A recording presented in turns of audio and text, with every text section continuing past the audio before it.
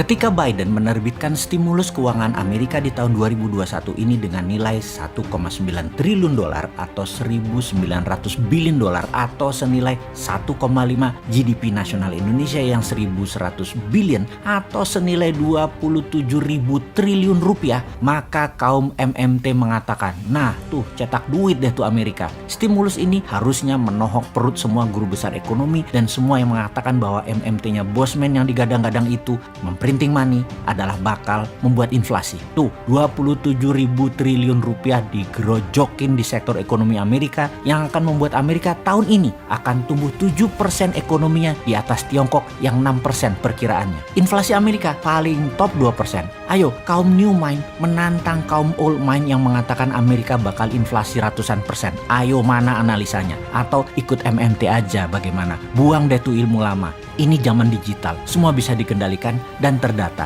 Kita harusnya mulai dari sana, digitalisasi ekonomi. Kembali ke growth Amerika 7% tahun ini. Ingat 7% dari GDP per kapita Amerika yang 56.000 dolar itu loh ya, bukan 7% dari GDP per kapita negara seperti Indonesia yang hanya 4.100 dolar. Bayangkan tumbuh 7% dari 56.000 dolar adalah 3.900-an dolar naiknya, sama dengan GDP per kapita Indonesia naiknya. Kalau Indonesia naiknya segitu, hampir 100%, itu baru bernegara namanya. Tahun lalu Indonesia itu minus 2%, tahun 2021 ini diperkirakan naik 4% plus. Namun saya mungkin memprediksi 3%-an kayaknya realistiknya.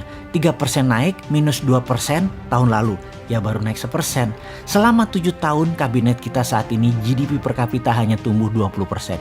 Bandingkan dengan Narendra Modi punya kabinet di India, bandingkan dengan Duterte Filipina, bandingkan dengan Vietnam deh, periodenya sama, naik semua. Dan terbukti 60%-an 3 negara itu naiknya, bukan 20 alias 3 kali Indonesia. Alamnya kayak Indonesia, letak geografisnya strategis Indonesia. Semuanya terkena imbas globalis COVID, tapi kok beda tumbuhnya? Ada apa dengan pertumbuhan ekonomi Indonesia? Masalah mendasar kalau rakyat perutnya lapar, tingginya pengangguran dan sulitnya menciptakan usaha, negara harus bertindak tepat. Bener deh, masalah mendasar karena piring di meja makan banyak warga yang kosong membuat otak sulit berpikir positif. Yuk sekarang kita cek bersama-sama bagaimana dengan makanan di piring masyarakat saat ini dibandingkan tahun lalu, dibandingkan 2 tahun yang lalu.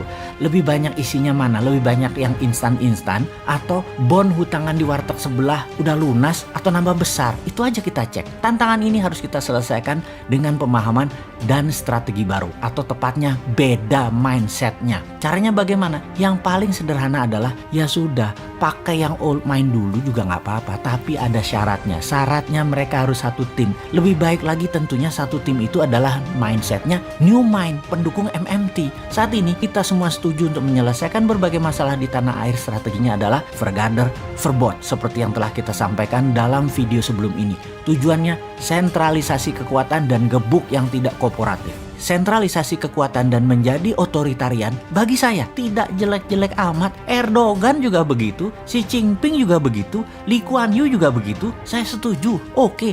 Namun perlu diingat, apapun bentuk cara kelola negaranya, maka harus didukung dengan putra-putri terbaik yang menjalankan tugasnya. Kalau mengukur KPI, prestasi indeks yang dipakai di pejabatnya, maka semua pasti berjalan baik. Seperti Singapura deh misalnya. Kalau sebaliknya, sudah sentralisasi, otoritarian, yang dipakai orang yang manut dan dekat saja dengan indeks prestasi rendah, tapi tetap dipertahankan. Ini berbahaya kalau bernegara kayak gini. Bubrah semua. Harus berani memakai mereka yang punya ide dan prestasi cemerlang. Banyak saudara sebangsa yang cemerlang otaknya dan prestasinya. Pakai mereka itu yang saat ini menjadi pejabat atau menteri pemain utama Liga Menteri Kabinet Urusan Ekonomi. Sudah masanya lengser 100%. Saya teringat pelatih sepak bola favorit saya, Sir Alex Ferguson. Dulu dia adalah coachnya Manchester United. Main bola itu 90 menit. Dia pasti menilai siapa yang bagus selama pertandingan dan siapa yang akan dipertahankan full main 90 menit. Di menit 60 ini kunci suksesnya dia. Kaki-kaki pemain siapapun dan di kelas apapun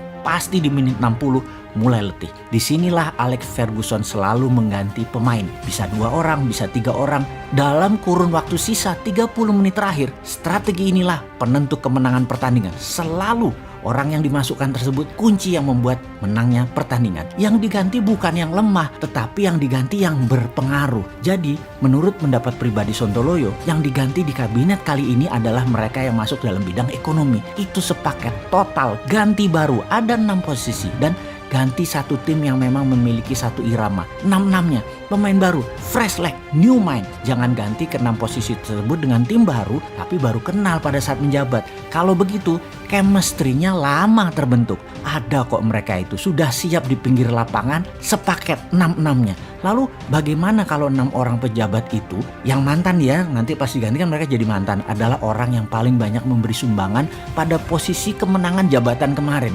Mereka nantinya bisa ngamuk. Gampang, selama permennya ada, bagiannya ada, peluangnya ada, diberikan tetap kepada mereka sama seperti ketika mereka menjabat jabatan politik tersebut. Mereka akan tetap senang kok. Ingat loh ya, pejabat yang diganti itu mereka bukan kalah atau salah. Mereka digantikan juga bukan digantikan oleh orang yang lebih baik dari mereka. Mereka digantikan oleh orang yang lebih cocok dalam keadaan situasi saat ini. Bukan lebih baik, sekali lagi maaf ya, lebih cocok. Mereka berenam itu lebih cocok memang untuk membangun kemenangan. Itu memang talenta mereka. Letakkan di sana lagi, namun permennya yang sama ketika jabatan politik mereka punya. Happy deh semua pihak termasuk rakyat. Karena ekonominya tumbuh beneran 7% dalam 3 tahun ke depan ini per tahunnya. Gitu aja kok repot sih.